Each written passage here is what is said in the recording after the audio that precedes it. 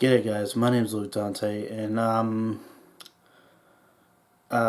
you seen the unboxing of his s.h.monsterarts of gigan, but I'm not sure you guys discovered this as well, or I didn't look anyone's unboxings or reviews or whatever, but with the double chainsaws, I just discovered something.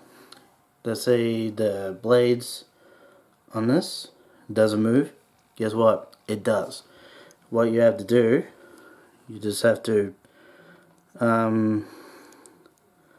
either do this, but do it very, very carefully.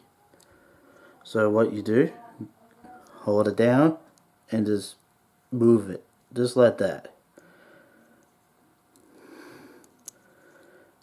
Just like that. Oop, nearly.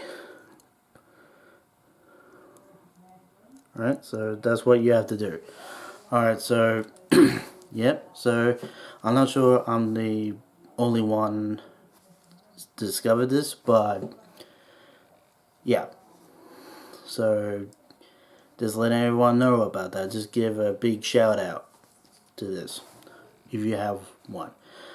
Alright, thank you guys for watching, and I hope you learn something like this. And as always guys, leave a like, subscribe, and comment. And as always, take it easy guys.